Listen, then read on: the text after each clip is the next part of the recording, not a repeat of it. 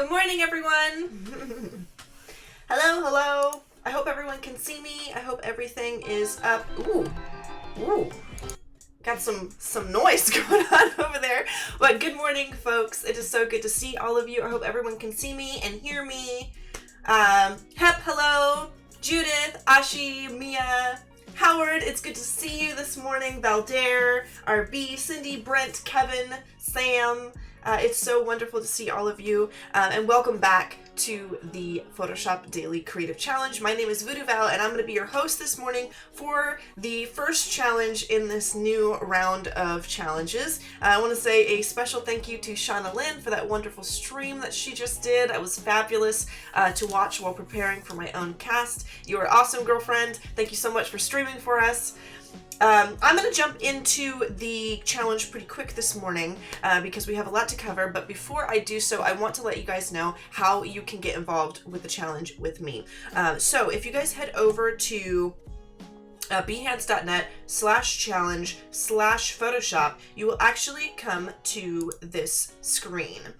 So on this screen, basically what you have available to you is it'll let you know this is the Photoshop Daily Creative Challenge, not the Illustrator Challenge or the XG Challenge, because we have 3 different challenges. You'll be able to hit this blue button and sign up for the challenge if you have not already. It'll let you know which dates the challenge is going to and from.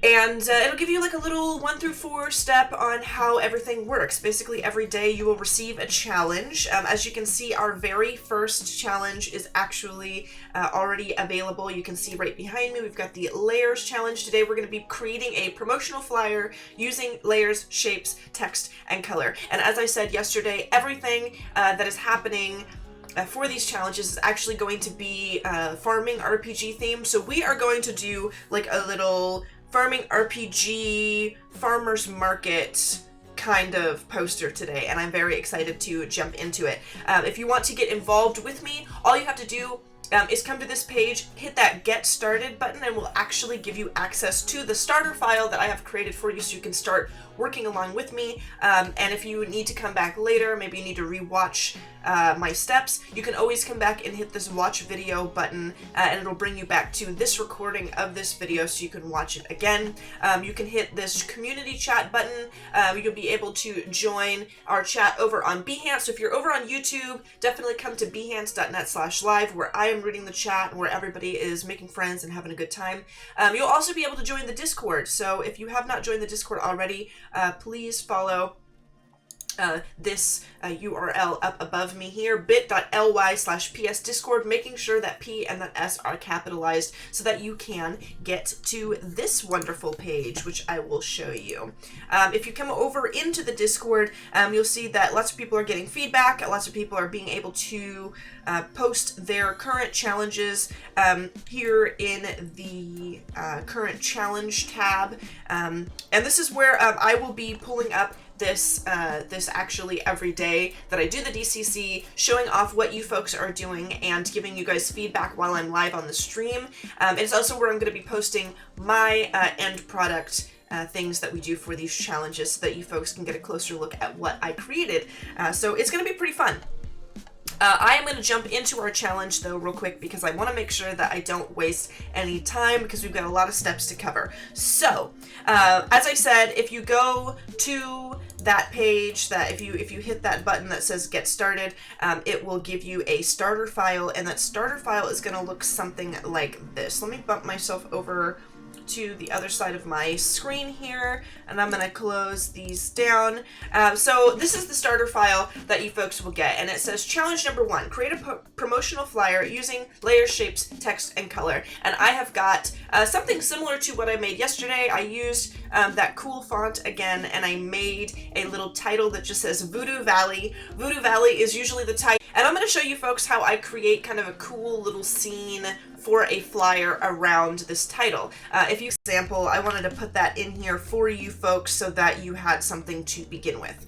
So what I'm going to do first of all is I'm going to add a stroke to the Voodoo Valley title, and I'm going to do that like this. I'm going to double click my Voodoo Valley layer here, and I'm going to it will open up my layer style panel, and then I'm going to come over here to stroke.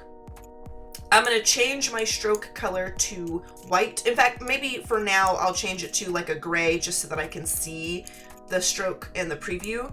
I'm going to make sure it's set to outside, and that actually is not so bad. That's a pretty good thick sort of stroke there. I might turn it down just a little bit. Maybe like that, maybe like a 38 looks good.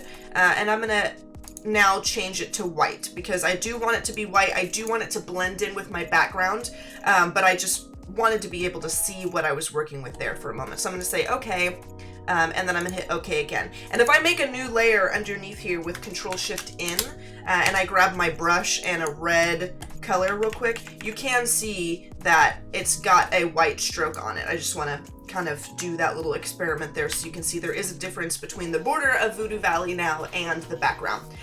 So now, because we have that stroke on there, I can actually put other shapes and things with strokes underneath the title, like this, and it will look like there is like a nice border around things. So for example, I'm gonna come over here to my shape tool, which is right here in my toolbar.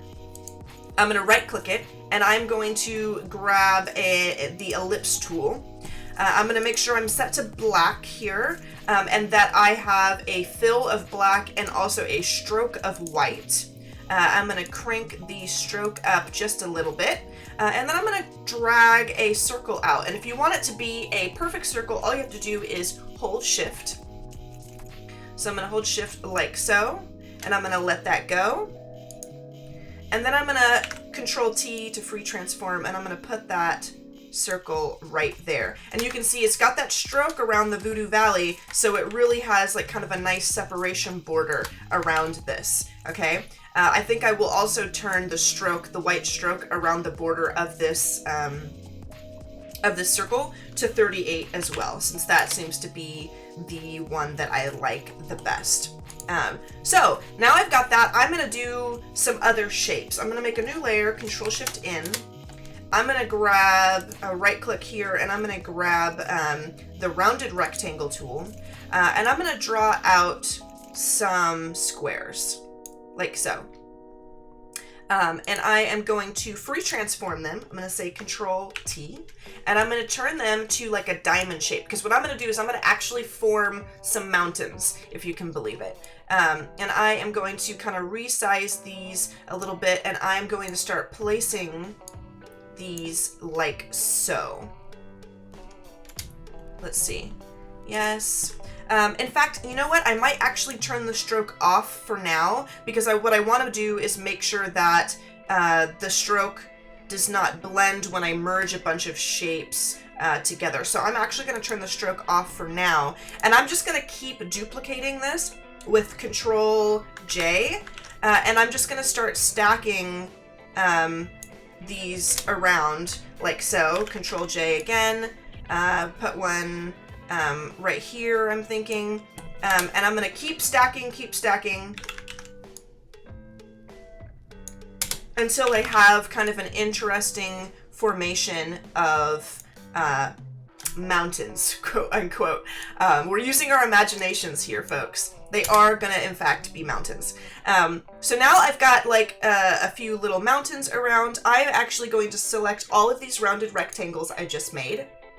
And you could do a lot of things here. You could either merge them together with Control E, you could group them together with Control G, or you could turn them all into a smart object, which I might group it like so.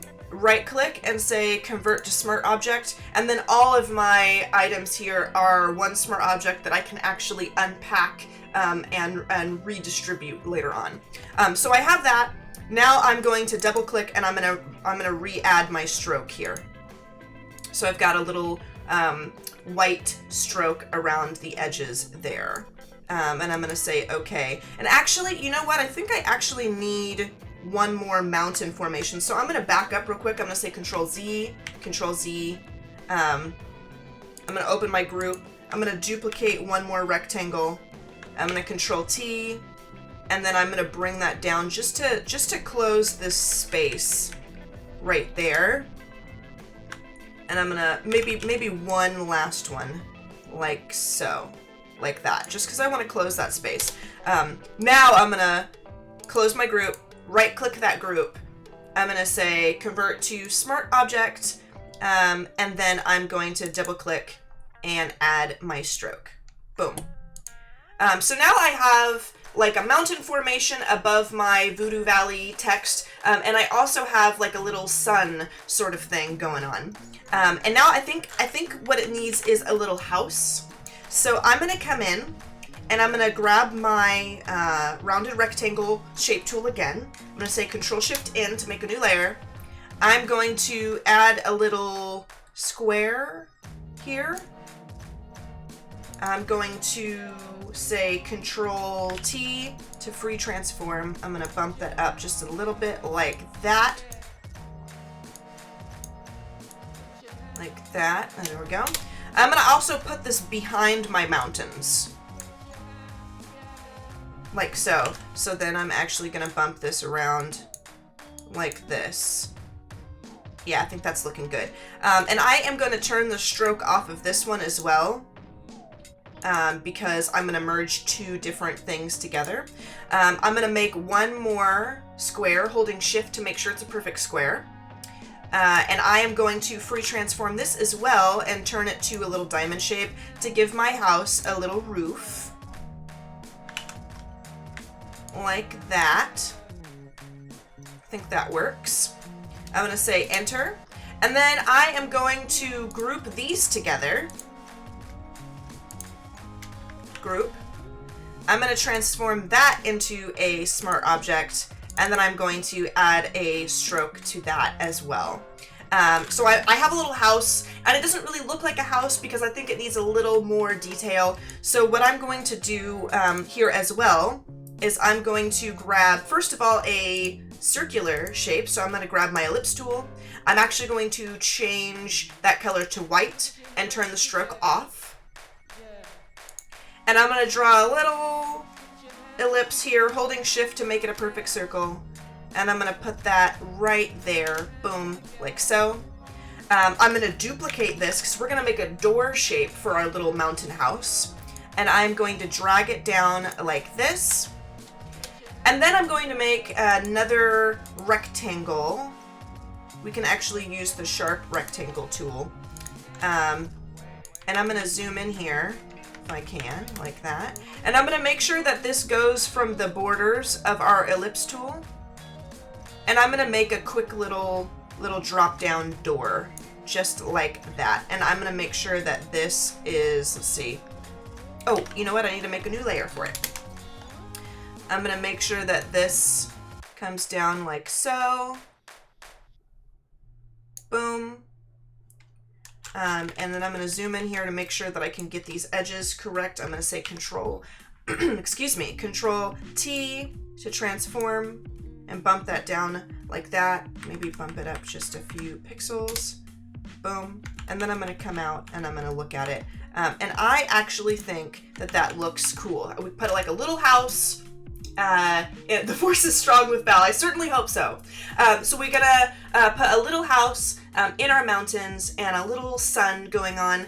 And then what I think we're gonna do is we're gonna clean up this area behind Voodoo Valley, because as you can see, we've got kind of a little overflow here. And I don't really want the mountains to extend past our text there. So what I'm going to do is, you can do this many ways. You can either cut part of this smart object away, or you can do things kind of the quick and easy way like I'm going to do, and that is I am going to grab my pen tool, which you can find right above your text tool, and I am going to draw just a little shape here, and I'm going to come in, I'm going to come in and I'm just going to go around the curves of my sign here. And it doesn't have to be perfect because I'm not trying to make this extra fancy for this part. I'm just trying to go around the borders of this portion, like so. And then I'm going to make a shape. Oops. That actually made a shape on the other side. Let's just do a selection for now. We'll say okay. And then I'm gonna right click and I'm gonna say select inverse, just so I have like a little area right there. You could also have done that with the lasso tool. And I'm gonna grab my paint bucket, I'm gonna select white, and on a new layer, I am going to just fill that in. And that's just a quick and easy way. We're a little short on time here today, so I'm trying to just do things as quickly as possible. I'm gonna say Control D to deselect, and then I have my little thing here, my little title with mountains, with a house, with a little sun. And then the last thing I'm going to do before I Martha Stewart you guys here, because I did actually create this beforehand to make sure that I could get all the cool textures and show you guys like kind of the full force of like how cool this process can really be once you sit down and put some time into a project. I'll show you that in a moment, but what I do want to do is show you how I create crops, because I feel like no little farming RPG, farmer's market poster would be complete without some semblance of crops or plants or something, even though we've got mountains and nature and a little house and everything. So I'm going to make a new layer, Control Shift N. I am going to grab my pen tool, make sure I have black selected. I'm going to come up here and you can select path or shape or pixels. I'm going to select shape. And I am going to make a strange sort of shape here. I'm going to grab this, I'm going to click, and then I'm going to click down here and I'm going to drag so that I round this shape out like so. And then I'm going to hold Alt and I'm going to select my little arm here and make it a little shorter. I'm going to come around like this with another little rounded portion.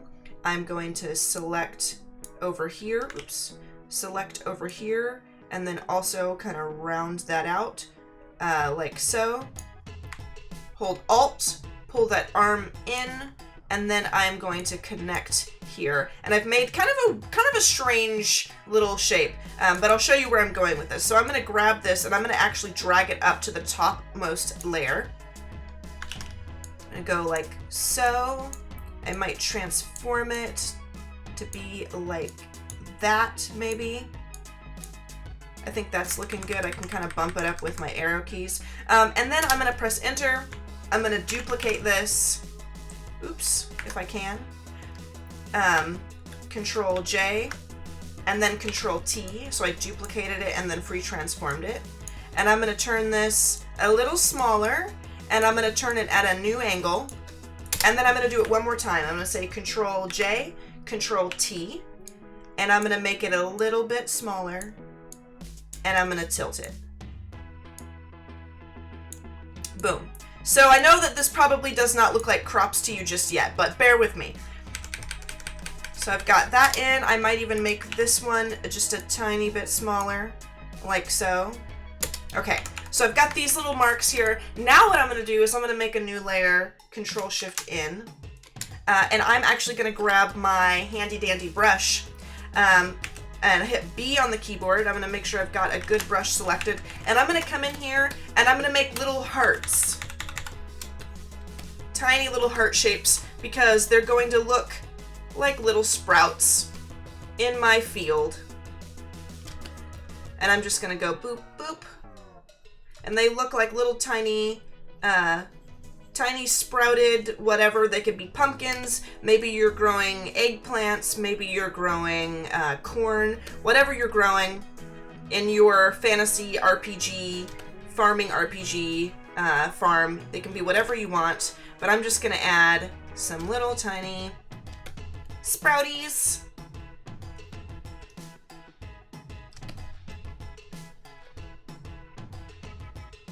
Boom, boom.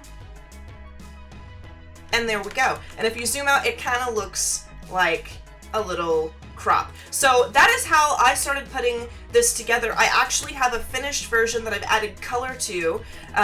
Actually, before I add color, before I show you that one thing I want to actually show you here is I'm going to group all of this together, because if you want to add color, you've got this super cool thing, but you also have like a lot of extra stuff with the stroke around all of your items here. and you have, maybe if you did like me and you did like a little selection and just paint bucketed in some white to make everything blend in, then when you go to add color, you might run into some problems with changing the background and being able to see all that. So I'm going to group all of my layers together, and I'm going to show you a trick that I actually did yesterday. First of all, let me bump this up into the center. So I have everything sort of together here, and I'm making sure that I have visible exactly what I want to select. I'm going to come over here to channels. I'm going to hold control, and I'm going to hit RGB right there, and as you can see, that actually selected all of the white that's on the canvas, regardless of what's on what layer, what has a stroke, whatever. So then I'm going to come back to my layers. With a selection tool, I'm going to right click and say select inverse. So now I only have the black selected.